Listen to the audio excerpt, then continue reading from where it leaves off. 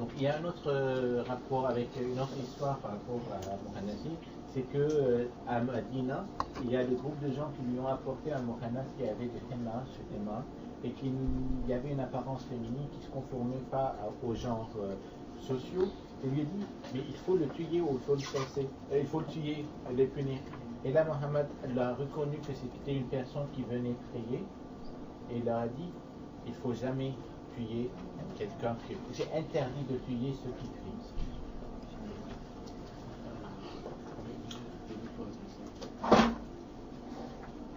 Okay, so just another section, we want to talk about stoning to death. Rajam, yeah. Ok. Donc maintenant on va parler du rajm. Donc la punition en... C'est quoi lapidation. Right. So the word rajam doesn't appear in the Quran. Déjà le terme rajm n'existe pas dans le Coran. Jamais. And so in order to justify this, there's a hadith by Ibn Abbas. He says that Umar said that we do not find the verses of the rajam in the holy book, and consequently they may go astray by leaving an obligation that Allah has revealed.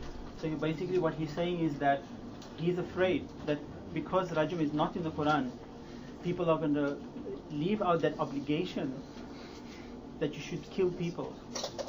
And therefore he says that the Nabi Sallallahu Alaihi Wasallam has practiced rajam and therefore they continue that practice. Okay. Donc, pourquoi le rajm existe toujours dans les pratiques et dans la prière, je sais pas sûr. Mais l'idée, c'est que le Coran n'a jamais mentionné le rajm. On fait référence à Omar, qui disait que pour inciter les gens à continuer dans leurs obligations, en disant, oui, il n'y a pas de référence au rajm dans le Coran, mais le prophète l'a pratiqué. Et donc, c'était ça la justification d'utilisation de rajm. So also to justify rajm, stoning to death, this hadith was created in Kitab Muhajirat. It says that Aisha, the wife of the Nabi Sallallahu Alaihi Wasallam, she said that on the day when the Nabi Sallallahu Alaihi Wasallam died and they were busy with his funeral, she took the verses of rajam that was revealed, she put it under her pillow, a goat came in and he ate up the verses. So that's how we lost the verses of rajam, but apparently it was supposed to be in the Quran. Ok, donc ceux qui justifient l'utilisation du rajm comme punition disent que font référence à Aïcha, la femme du prophète, qui disait que, qui disait que le jour de la mort du prophète, sallallahu alayhi wa sallam, Aïcha a pris les papiers, les versets qui parlaient du rajm, elle les a cachés sous son oreiller, et c'est l'ange qui les a prises. Donc du coup, c'est la justification qu'il y avait du rajm, mais que Dieu peut-être a changé son avis au l'ange les a pris, mais qu'il y avait quelque part une justification pour le reste. A goat, c'est une chèvre. Ah, a goat, oh sorry, I thought, oh pardon, j'ai fait une traduction, c'est une, je suis désolé, c'est chiant. Alors, elle avait caché sous l'oreiller, c'est une chèvre qui les a mangés. Non, excusez-moi. Et donc, du coup, c'est que s'il n'y avait pas cette chèvre, il y aurait eu ces versets. So I'll come to your question now, right? Oui, on parle de l'application. C'est l'application. Just 1 second, I'll come to you now. So, the whole story is actually in contradiction to the Quran, because the Quran says, نحن أنزلنا الذكر ونحن عليها لحافظين. So how can Allah cause a goat to eat up his verses? Mais c'est en contradiction avec le Coran, parce que Dieu dit dans le Coran qu'on a fait descendre la parole et on fait attention, on conserve cette parole, on la protège. Donc comment est-ce que ça peut être qu'une chèvre puisse venir pour bouffer la parole? I just request to beg your pardon on the past hadith that you were narrating to us. What do you want me to repeat it? Yes, I just request. Which one? The Aisha, the girl, when girl entered into the house. The goat. No. You want to repeat that? Just the first one. Oh, in English. it was just about it's a hadith from Kitab Muhajirat, which says that on the day when the Nabi Sallallahu Alaihi Wasallam passed away, the whole family was busy with the funeral, and so Aisha was also busy, but she took the verses that was revealed about Rajam, about stoning to death, and she put it under her pillow. But then a goat came up and he ate up the paper. And so that's how we lost the verses of stoning to death. Fahimtum? Thank you. So what about the lesbians? What about the lesbians? Are you lesbian? Why not? Okay. So there's only one.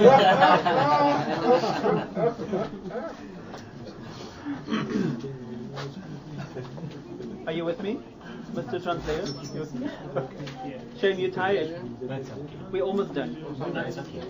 So there's only one hadith. There's only one hadith explicitly talking about lesbianism, narrated in At-Tabarani, collection of hadith, which reads that the Prophet Muhammad, peace be upon him, apparently stated that lesbians is adultery between women. Right?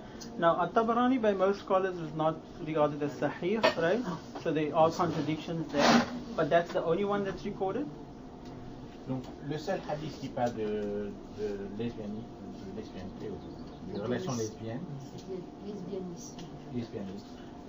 donc c'est Tabarani qui dit que le prophète Mohammed a dit que le lesbianisme est une adultérie, un adultère entre femmes, mais At-Tabarani n'est pas considéré comme sahih, comme une référence fiable du hadith. Et c'est le seul qui parle de ce sujet. Another fact to remember is also that this hadith was related many years after the Sahih collections were compiled.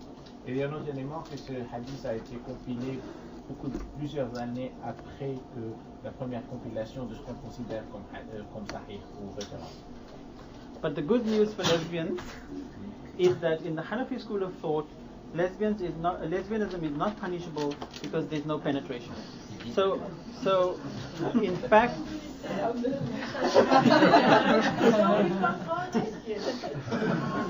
but the bad news is that so men think that sex only happens when there's a penis involved.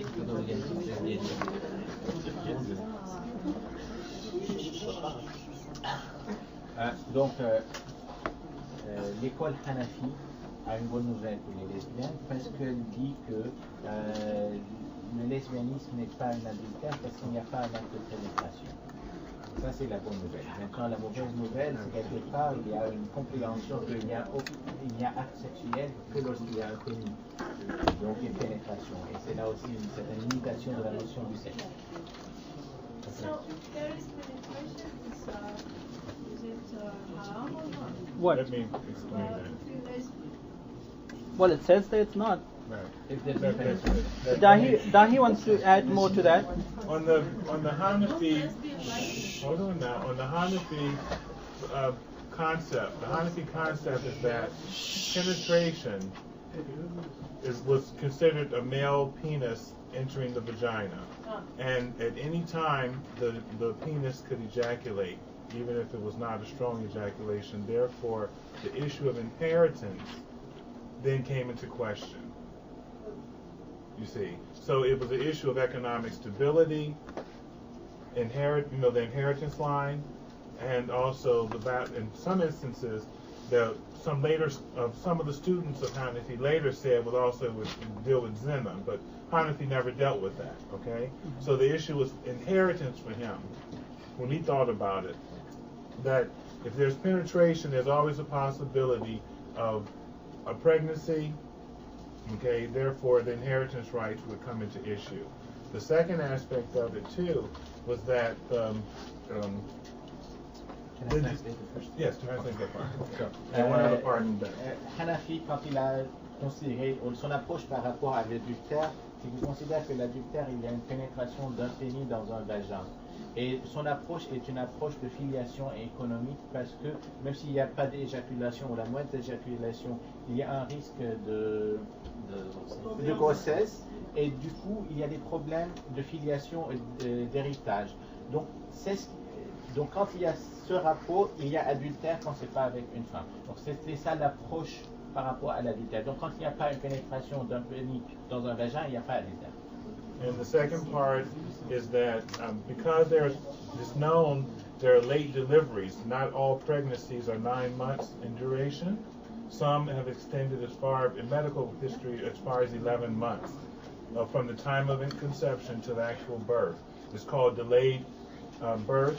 So what has happened in the past, there have been women who have had the husband has died within that period of beyond the 9 months. So the question came, was it the person's pregnancy? And they decided that since pregnancy has been known up to 11 months, almost a year, they said in the books, that the person would still have the inheritance rights. Okay. Donc il y a aussi une autre approche. Was it like conception of? Is it science or conception of this time? Well, they didn't have the science to back it up, but it was. La science de l'âge de cette chose disait qu'il y a des cas de grossesse un peu retardée ou d'accouchage retardé. Du coup, il y a des références de femmes qui ont eu leur enfant 11 mois après la conception ou même 1 an après la conception. Du coup, que même si une femme, son mari meurt et elle a un enfant jusqu'au 11 mois ou 1 an, il est considéré comme l'enfant de l'homme. Il y a maintenant c'était la science du moment de l'âge. Okay, so now we come to the end, right? But so you've seen that when you study the Quran, you will find, and you have to study the Quran in its totality, you'll find that there are different themes that run through the Quran. Themes of social justice, equality between men and women, for the different genders, inclusivity of different faiths, diversity in humanity. And when you see all those themes in its totality, one wonders, how can a prophet that is described as the best of character in the Quran could have ever said that homosexuals should be killed? Donc, et en conclusion, si on prend tout le Coran, toutes les valeurs que le Coran inspire et éduque, c'est des valeurs de justice sociale, de égalité des genres ou justice entre genres, inclusivité de plusieurs croyances, donc l'acceptance de l'autre, la diversité dans l'humanité. Ce sont tous des exemples d'inclusion, d'esprit de justice et d'égalité. Comment est-ce qu'on peut penser que le prophète, qui était connu comme le meilleur des caractères des gens, puisse sélectionner les homosexuels et dire ceux-là, il faut les tuer? And also you will find that if you look at effeminate men or transgendered people in history, and we're not just talking about Islamic history, we're talking about different civilizations, they had their place within that civilization.